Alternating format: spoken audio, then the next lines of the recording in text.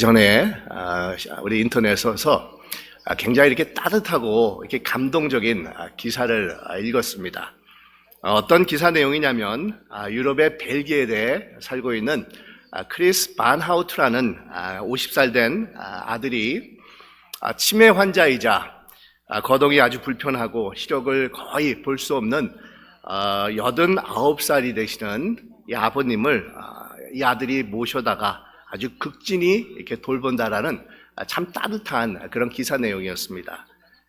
요즘은 한국도 그렇지만 부모와 자식 간의 개인주의가 아주 팽팽하게 발달이 된 서구 벨기에에서는 흔히 부모님이 연세가 들어서 이제 거동이 불편하기 시작을 하면 양로원을 모신 것이 아주 당연시 되는 그런 사회가 되는데, 이런 곳에서 이 아들이 이 아버지를 이렇게 극진히 모신다는 것을 보면서 굉장히 크게 화제가 되고 있다는 겁니다. 그런데 더욱더 화제가 되는 것은 이 둘 사이, 이 아버지와 아들 사이는 전혀 피 한 방울도 섞이지 않는 아버지와 아들이기 때문에 더더욱 그러하다는 겁니다. 이 아들인 크리스 반하우트란 분은 자신이 4살 때인 1975년도에 한국에서 친누나와 함께 입양이 되어서 양자로 들어온 김성수라는 한국 이름을 가진 그런 분이고, 이 아버지가 되시는 89살의 안톤 반하우트라는 분은 완전히 백인인 이 벨기에 분이 되십니다. 그러니까 전혀 피가 섞이지 않는, 전혀 어느 한 군데도 닮은 데가 없는 다른 두 모습을 가지고 있는 그런 아버지와 이 아들이 되는 것입니다. 그러니까 아들인 크리스 반하우트는 이 검은 머리에 이 작은 눈을 가진 동양인이고, 이 아버지 안톤 반하우트는 이 파란 눈에 하얀 피부를 가지고 있는 이 백인입니다. 그러니까 동양 외경을 가진 이 아들 크리스 반하우트는 자신이 이렇게 출장을 가거나 아니면 일을 할 때도 이 사람들에게 양해를 구하면서 가는 곳곳마다 이 연세 드신 백인 아버지를 혼자 두지 않고 극진히 모시고 다닌다는 겁니다. 그럴 때마다 종종 주위 사람들이 나이든 이 백인과 이 젊은 이 동양 남자 둘이 이렇게 있는 것을 보면서 이상한 눈으로 쳐다보는 것을 느낄 때가 많은데, 그럴 때마다 이분이 자신의 어린 시절이 생각난다라고 얘기를 하고 있습니다.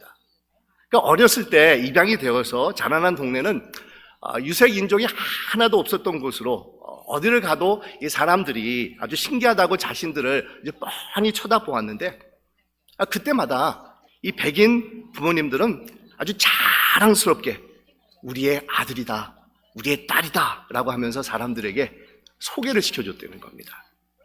그런데 이제는 세월이 흘러가지고 완전히 반대가 되어서 이상한 눈으로 쳐다보는 사람들에게 이 동양인 아들이 백양인 아버지를 자랑스럽게 내 아버지입니다, 그래서 내가 이 아버지를 모시고 다닙니다 라고 소개를 하고 있다는 겁니다. 그러면서 이 아들네는 이 크리스 반하우트란 분이 말하기를, 부모님은 세상으로부터 버림받은 저희에게 손을 내밀어 새삼을 주신 분들이에요. 그분들의 삶이 꺼져가는데 가만히 있을 수가 없어요. 아버지가 세상과 작별하는 날까지 손과 발이 되어 드릴 것입니다 라고 하면서 사랑을 쏟아 부어주셨던 아버지가 살아 계시다는 것, 그래서 하루하루 뵐 수 있다는 것만으로도 감사하고 행복합니다, 이런 이야기를 하고 있다는 겁니다. 여러분, 얼마나 감동적이고 정말 아름다운 그런 이야기인지 모릅니다. 그렇지 않습니까? 그런데 오늘 말씀을 보면 우리를 가리켜서 하나님의 자녀들이다, 하나님의 아들이고 딸이다, 이렇게 소개를 하고 있지 않습니까? 여러분, 우리와 같은 자들이 어떻게 하나님의 이 자녀가 될 수가 있었겠습니까? 그것은 다른 것이 아니라 바로 양자됨을 통해서라고 말씀을 하고 있습니다. 그러면 여러분, 우리가 어떻게 하나님의 양자가 될 수가 있었겠습니까? 그것은 다른 것이 아니라 예수님이 십자가에서 흘리신 대속의 보혈로 우리를 구속해 주셔서 하나님 아버지께 드리셨고, 성령께서 우리의 보증이 되어 우리가 하나님의 양자, 즉 하나님의 자녀가 되었다라고 오늘 본문이 우리에게 말씀해 주고 있습니다. 그래서 우리는 하나님을 가리켜서 아빠, 아버지다라고 부를 수가 있는 자들이 되었다라는 것을 성경이 우리에게 말씀을 하고 있는 겁니다. 네, 여러분, 예수님께서 이 땅에 오시기 이전에 하나님을 아버지라고 부른 사람은 한 사람도 없었습니다. 이 하나님의 택함을 받았다고 굉장한 자부심을 가지고 있는 유대인들마저도 하나님은 너무도 거룩하고 너무도 위대한 분이시기 때문에 감히 아버지라고 부를 수가 없었습니다. 아이들에게 하나님은 단지 너무도 이렇게 크시고 두려운 존재였을 뿐이라는 겁니다. 그런데 우리 예수님께서는 우리에게 기도를 가르쳐 주실 때 하늘에 계신 아버지여라고 부르라고 가르쳐 주셨을 뿐만 아니라 친히 본인이 십자가에서 피를 보혈을 흘려 주셔서 우리를 구속해 주시고 하나님께 드리면서 하나님의 자녀가 되는 그런 길을 열어 두셨다는 겁니다. 여러분, 우리가 하나님의 자녀라고 하면 이제 하나님은 우리의 아버지가 되어 주시는 것입니다. 그래서 15절에 보면은 아주 자신만만하게 이 사도 바울이 이렇게 말씀하고 있지 않습니까? 너희는 다시 무소하는 종의 영을 받지 아니하고 양자의 영을 받았으므로 아빠 아버지라고 부르짖느니라 라고 말씀하고 있습니다. 이 또한 성령이 우리가 하나님의 자녀인 것을 증거하고 있다라고 말씀하고 있는데 이 말씀은 보증인이 되어 주신다라는 그런 뜻이 됩니다. 여러분, 이 유대 사회에서는 양자를 이렇게 입양하게 되면은 7명 이상의 보증인 앞에서 양자 입양식을 거행한다고 합니다.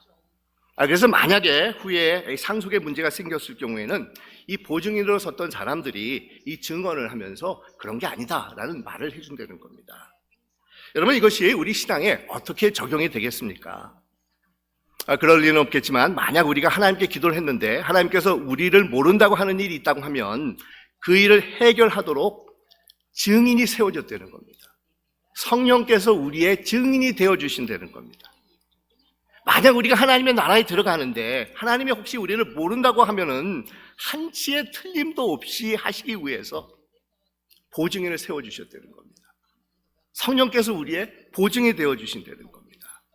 다시 말하면 하나님이 우리를 자녀로 삼아주신 것은 이처럼 절대로 변할 수 없는 영불변의 진리가 되어준다라는 것을 말씀하고 있습니다.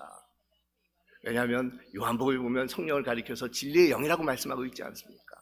전혀 변함이 없이 우리를 위해서 하나님 앞에 보증이 되어주시는 분이 성령이 되어주신 게 되는 겁니다. 그래서 예수님께서 짊어지신 십자가의 대속의 은총을 믿음으로 받아들인 자들은 이제는 성령께서 역사하셔서 하나님의 자녀가 된 자들입니다. 성령의 역사를 체험한 자들입니다. 성령께서 우리에게 하나님의 자녀다라고 증언해주고 계신다는 겁니다. 이 고린도전서 15장에 보면 성령이 아니고서는 누구든지 예수를 주라고 시할 수가 없다라고 말씀하고 있지 않습니까? 뿐만 아니라 오늘 보면 16절에서도 성령이 친히 우리의 영과 더불어서 우리가 하나님의 자녀인 것을 증언한다라는 것을 말씀하고 있습니다. 그래서 여러분, 성령의 인도함을 받는 자들이 곧 하나님의 자녀가 되는 것입니다. 우리가 하나님의 자녀가 될 수 있는 것을 알 수 있는 것은 단지 이슬로만 우리가 고백했기 때문이 아니라는 겁니다. 정말 감정적으로 들끓는 기분이 우리 안에서 일어났기 때문에 내가 하나님의 자녀구나라는 것을 알 수 있는 것이 아니라는 겁니다. 이 성령께서 우리를 인도해 주셔서 예수 그리스도를 나의 구세주로 영접하게 하시고 하나님의 자녀라고 우리 안에서 증언해 주시기 때문에 우리가 하나님의 이 자녀가 될 수 있었고 그 확신을 가지고 살아갈 수 있는 것이라는 겁니다. 이 성령께서는 우리에게 믿음과 정말 확신을 북돋아 주는 그런 분이 되십니다. 그래서 여러분, 아무리 믿으려 하려고 해도 목사님 잘 되지 않아요, 어떻게 믿어야 됩니까? 라고 이렇게 말하는 분들이 있다고 하면 성령의 도우심을 반드시 강구해 보시기를 바랍니다. 먼저 성령님께 자신의 그 마음문을 여시고 믿을 수 있도록 도와달라고 기도하시기를 바랍니다. 여러분의 기도를 꼭 응답해 주실 것입니다. 성령의 인도함을 받을 때 우리는 하나님의 이 자녀가 될 수가 있는 것입니다. 근데 이렇게 우리가 하나님의 이 자녀가 되면 이 권리도 있고 축복도 있지만 또한 그에 따라오는 이 책임도 있다는 겁니다. 그러면서 오늘 성경에 보면 3가지 책임을 우리에게 이 말씀을 해주고 있는데, 먼저는 빚진 심령으로 살아가는 책임이 우리에게 있다는 사실을 지주시켜주고 있습니다. 그러니까 우리는 하나님께 빚진 자가 된다는 겁니다.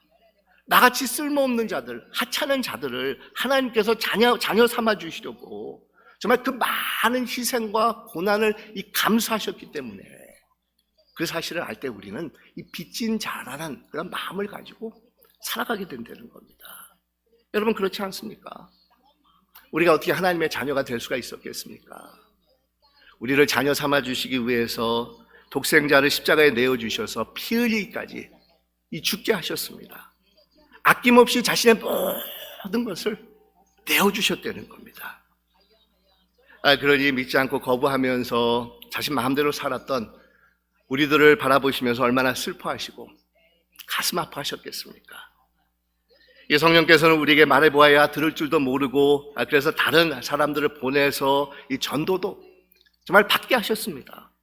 또 우리가 그릇된 길을 갈 때 이 공고의 말씀도 받을 수 있도록 정말 우리의 마음을 열어주시도록 많은 그런 두드림을 이렇게 하셨다는 겁니다.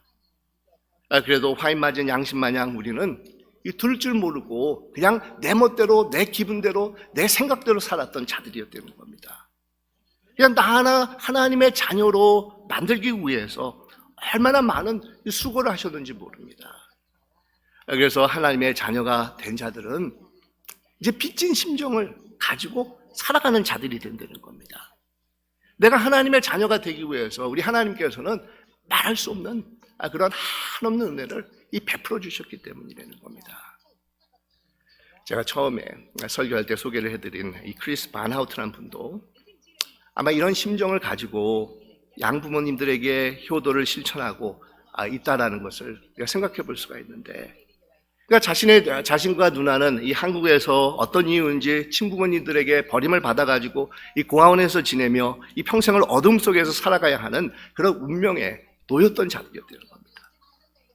하지만 자신들을 아무런 조건도 없이 자녀로 입양을 해서 사랑과 정성을 다 키워주었던 이 양부모님들한테 받았던 그 사랑이, 그 은혜가 너무도 감사해서 정말 이제는 치매에 걸리고 거동이 불편한 아버님을 아주 극진히 섬기는 그런 자가 되었다는 겁니다.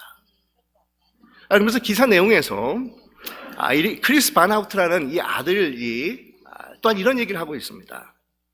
이 자신들이 입양이 되어 왔을 때 이 양부모님들은 자신들을 데려갈 수 없는 자리라고 하면 그것이 친구들의 모임이든 가족이나 친지의 결혼식이든 절대로 가지 않고 자신들과 함께 하셨다는 겁니다.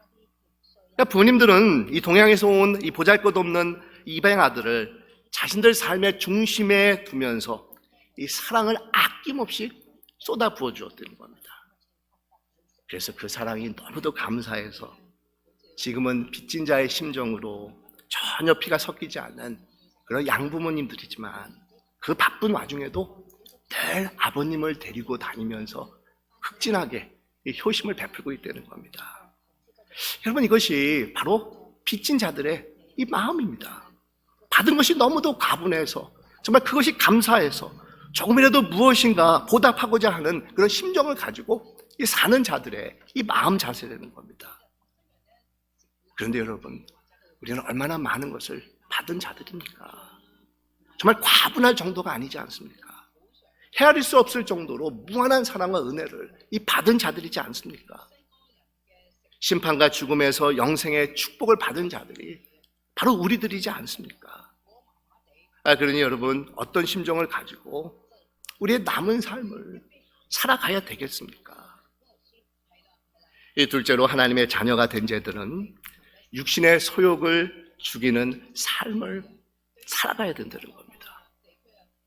그러기 위해서는 온전히 성령의 인도함을 받아야 하는데, 이 성령 충만을 받아서 이 세상을 이기는 이 자들이 되어야 된다는 겁니다.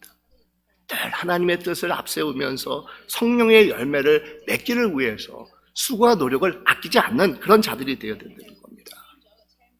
오늘 본문 13절에 보면 이런 말씀이 있습니다. 너희가 육신대로 살면 반드시 죽을 것이로되 영으로서 몸의 행실을 죽이면 살리니 라고 얘기를 하고 있습니다.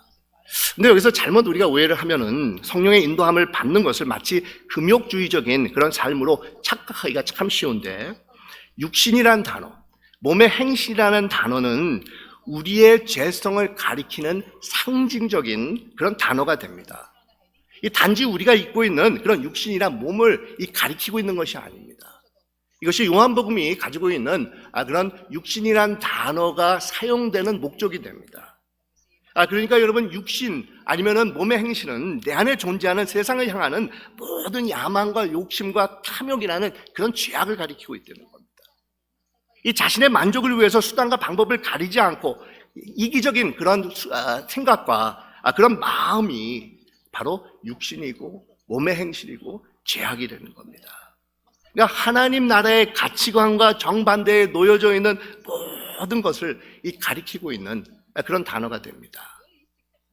우리 갈라디아에서 보면은 이것을 좀 더 상세하게 무엇인지를 우리에게 지적하면서 말씀해주고 있는데, 육체의 일은 현저하니 곧 음행과 더러운 것과 호색과 우상숭배와 주술과 원수 맺는 것과 분쟁과 시기와 당짓는 것과 분열함과 이단과 투기와 술 취함과 방탕함과 또 그와 같은 것들이라라고 하면서, 이런 일을 하는 자는 하나님의 나라를 유업으로 받지 못하게 된다는 것을 말씀하고 있습니다.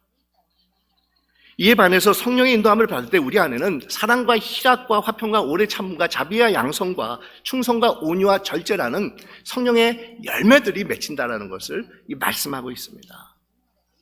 여러분, 듣기만 해도 얼마나 정말 아름다운 그런 삶의 모습을 말씀하고 있습니까? 그런데 문제는 이 둘 사이에서 늘 갈등하는 우리 자신들을 발견하게 된다는 겁니다. 내 안에 머물고 있는 죄성은 성령의 인도함을 거부하면서 육신의 소욕과 몸의 행실을 따르려고만 합니다. 그런데 또 다른 한편으로 내 안에 거주하는 성령께서는 우리에게 죄악을 거부하면서 하나님의 선하심을 따르는 그런 마음을 허락해 주고 계시다는 겁니다. 그러다 보니까 우리는 곧잘 이 둘 사이에서 양자 선택의 길목 가운데 놓여져서 어찌할 바를 모르고 있는 이 자신들을 발견할 때가 너무도 많이 있습니다. 사도 바울 같은 경우도 이런 자신을 발견하면서 오호라 나는 공고한 사람이로다, 이 사망의 몸에서 누가 나를 건져내랴라고 하면서 정말 한탄을 하고 있습니다. 하지만 바울은 절망과 시리에만 빠져 있었던 것이 아니라 이 어려운 문제를 해결할 수 있는 열쇠를 발견했었다는 겁니다. 바로 예수 그리스도 안에 있는 생명의 성령의 법이 죄와 사망의 법에서 자신을 해방시켜주는 능력이라는 것을 분명하게 깨달았다는 겁니다. 그렇습니다, 여러분. 성령님께 자신의 삶을 내어드리고 성령의 인도함을 따라갔을 때 우리는 자신 안에 있는 그런 죄성을 물리치면서 하나님의 자녀답게 살아가게 된다는 겁니다. 성령께서 우리를 하나님의 자녀답게 살아갈 수 있도록 능력과 믿음과 지혜를 허락해 주신다는 겁니다. 이 세상의 죄악을 물리치고 하나님의 뜻을 이루어 나갈 수 있도록 우리의 삶을 인도해 주시는 분이 바로 성령이 되어 주신다는 겁니다. 바로 이것이 하나님의 자녀가 되었다고 하면은 감당해야 되는 이 몫입니다. 책임입니다. 늘 매 순간순간마다 하나님의 자녀답게 살아가기 위해서 내 안에 있는 죄성을 쫓지 아니하고 성령의 인도하심을 따르기를 위해서 부단히도 노력하고 수고를 아끼지 않는 삶이 하나님의 자녀들에게 요구되는 이 책임이 되는 겁니다. 그리고 마지막으로 하나님의 자녀로서 이제는 영광뿐만 아니라 고난도 함께 받아야 된다는 것을 말씀하고 있는데, 여러분, 우리를 가리켜서 하나님의 자녀라고 하면서 상속자다라고 말씀하고 있지 않습니까? 근데 그냥 상속자가 되는 것이 아니라 그리스도와 함께 공동 상속자가 된다는 것을 말씀하고 있습니다. 그러니까 주님께서 받으실 그 유산을 우리도 똑같이 받게 된다는 겁니다. 근데 여러분, 우리 주님께서는 어떤 유산을 받으셨습니까? 우리 주님은 부활의 영광만을 받으신 것뿐만 아니라 십자가의 고난과 멸시와 수치까지도 받으신 분이십니다. 그러니 이 땅에 있는 동안에 우리는 주님과 같이 고난도 함께 받는 것이 당연한 것이라는 겁니다. 근데 여러분, 주님과 같이 고난을 받는다는 것은 무슨 뜻이 되겠습니까? 무엇을 의미하고 있겠습니까? 바로 복음을 위해서 고난받는 것을 말하고 있다는 겁니다. 복음을 위해서 살아갈 때 받게 되는 고난과 희생과 정말 수치가 우리에게 또한 주어지는데 그것이 우리가 감당해야 될 몫이라는 것을 말씀하고 있다는 겁니다. 그런데 우리는 곧잘 복음과 상관없이 이 자신의 실수와 허물 때문에 이 어려움을 당하면서 이 복음 때문이라고 이 핑계를 댈 때가 많이 있지 않습니까? 예전에 문선명 씨가 이 탈세 때문에 미국에서 재판을 받으면서 이분이 뭐라고 얘기를 했냐면은 자신이 예수 그리스도를 믿기 때문에 이 종교적인 핍박을 받는다, 그런 이야기를 이 법정에서 해서 제가 웃은 적이 있었는데, 여러분, 주님을 위해서, 복음을 위해서 고난을 받는다라는 그런 의미를 아주 분명하게 여러분 가지고 있어야 됩니다. 이 말 같은 경우는 이 주님을 위해 받는 고난을 교회가 받는 그런 어려움과 고통과 동일시하고 있다는 겁니다. 다시 말해서 주님께서 이루시려고 했던 책임을 교회에 남겨두었기 때문에 교회를 위해서 고난을 받는 것은 곧 주님을 위해서, 복음을 위해서 고난을 받는 것이라는 그런 생각을 이 바울이 가지고 있었다는 겁니다. 근데 그 교회는 다른 교회가 아니라 2000년 동안의 복음을 위해서 바른 신앙을 지켜온 하나님의 교회를 가리키고 있습니다. 그러니까 사도적인 교회입니다. 우리가 매주일 고백하는 사도신경의 내용을 변함없이 고수하고 지켜오면서 그것을 전하기 위해서 수고하는 이 교회를 말하고 있다는 겁니다. 이 갈라디아에서 사도 바울은 주님의 남은 고난을 내 몸에 짊어진다라고, 채운다라고 말하고 있는데, 여러분, 이 말은 주님의 몸인 교회를 위해서 고난을 당하면서 주님이 남겨두신 고난과 순환을 자신도 기꺼이 당하겠다, 감당하겠다라는 그런 말입니다. 여러분, 고난을 함께 받는다라는 것은 어떤 것이 되겠습니까?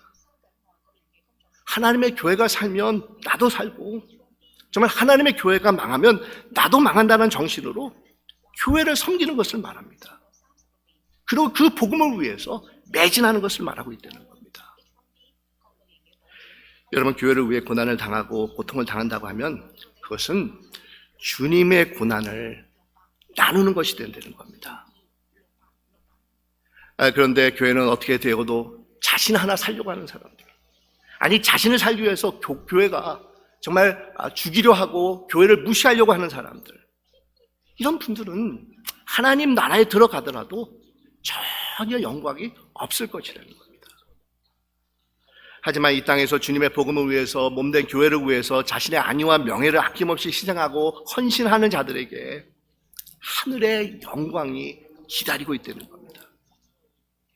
그러니 이 땅에서 주님을 위해 고난받는 것을 여러분, 우리는 두려워해서는 안 된다는 겁니다. 복음을 위해서 고난받는 것뿐만 아니라 오히려 적극적으로 참여함으로 주님의 일을 감당하는 그런 자들이 되어야 된다는 겁니다. 그리고 만약에 고난이 찾아오고 어려움이 우리에게 임한다고 하면 기뻐해야 됩니다. 왜 그렇습니까? 이제는 하나님의 자녀가 되어서 예수님과 같이 상속자가 되었다라는 이 증거가 되었기 때문이라는 겁니다.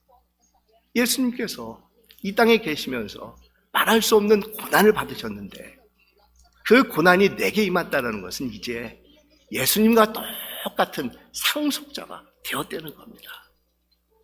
그러면서 이런 자들에게는 하늘의 큰 영광이 기다리고 있을 것이라는 겁니다. 종교개혁자인 마틴 루터는 오늘 본문의 그런 내용을 깊이 묵상하면서 너무도 마음에 감동이 와서 이런 얘기를 했다는 겁니다. 이 말씀은 차라리 황금 문자로 기록되었으면 더 나을 뻔했다. 너무나도 위로가 넘치고 큰 소리로 찬양할 만하도다, 이렇게 얘기를 했다는 겁니다. 여러분, 왜 그랬겠습니까? 하나님의 자녀된 신분이 얼마나 감격스럽고 영광스러운지를 일깨워주고 있는 그런 귀한 말씀이기 때문이라는 겁니다. 여러분, 그렇습니다. 우리는 하나님의 자녀가 된 자들입니다. 하나님의 자녀가 된 자들로서 이제는 하나님을 아빠, 아버지라고 부를 수 있는 놀라운 축복과 이 특권을 가지고 있는 자들이 되었다는 겁니다. 마음이 답답하고 괴로울 때, 어렵고 힘들 때, 고통스러울 때 언제든지 주님 앞에 나와서 나의 마음의 문을 활짝 열고 우리 아빠, 아버지가 되시는 하나님 앞에 모든 것을 아뢰 수가 있다는 겁니다. 그러니까 우리와 하나님의 관계는 더 이상 경직되고 두려운 수직 관계가 아니라 세상 어떤 관계보다도 제일 친밀하고 다정하고 이 가까운 아빠와 이 자녀의 이 관계가 되었다는 겁니다. 여러분 어떻습니까? 여러분 어렸을 때 이 아빠라는 그런 이름을 불렀던 기억이 있으십니까? 아빠 아버지와 여러분 육신의 아버지와 얼마나 친밀한 그런 관계를 가지고 계십니까? 제 첫째 딸이 어렸을 때 한 번은 아빠라고 이렇게 불렀을 때 나를 아빠라고 부른 그 말이 너무도 이렇게 기쁘고 감격해가지고 팔에 이렇게 영어로 구스범이 이렇게 돋는다라는 그런 말이 있는 것처럼 마치 내 몸에 뭐가 막 올라오는 듯한 내 모든 세포가 다 이렇게 살아나는 듯한 그런 느낌을 한번 받은 적이 있었습니다. 요즘 이렇게 딸이 영국에 있어서 이렇게 곧잘 전화를 하는데 이 딸이 제일 먼저 이렇게 나를 이렇게 통화를 할 때 부르는 말이 헤이 아빠 이렇게 얘기를 합니다. 근데 그런 말을 들을 때마다 전에 내가 한번 경험했던 그 구스범이 다시 한번 내 몸속에서 올라오는 그런 기분이 들 때가 있습니다. 여러분 저한테 붙여진 그런 호칭들이 있는데 때로는 뭐 목사라고 많이들 이렇게 부르고 있고 아니면 제가 이렇게 학교에서도 가르치니까 이 교수라고도 부를 때가 있고 아니면 뭐 박 선생님, 뭐 미스터 박 뭐 이렇게도 부를 때가 있는데 그 중에서 제가 제일 정말 듣기 좋고 기분이 정말 좋은 그런 호칭이 있다고 하면 우리 아이들이 나를 가리켜서 아빠라고 부르는 이 호칭입니다. 근데 여러분 우리 하나님도 마찬가지이실 거라는 겁니다.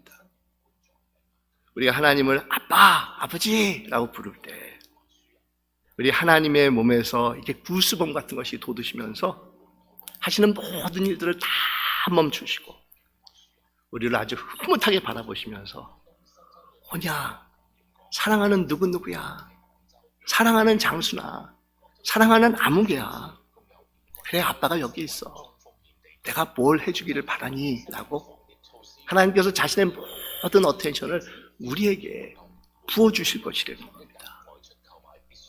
여러분 놀라운 축복이고 영광이 됩니다. 하나님을 아빠, 아버지라고 부를 수 있는 것 말입니다. 그것처럼 축복이고 그것처럼 영광이 없다는 겁니다. 근데 여러분 이것이 바로 우리의 정체성입니다. 하나님을 아빠, 아버지라 부를 수 있는 자들, 하나님의 자녀들, 하나님의 아들과 딸들이 바로 우리들이라는 겁니다. 사랑하는 여러분, 바로 이런 귀한 축복과 영광을 마음속 깊이 간직하시면서 늘 날마다 성령의 인도하심을 따라서 더욱더 하나님의 자녀답게 살아가시는 여러분들이 되시기를 주님의 이름으로 축원드립니다. 기도드리겠습니다.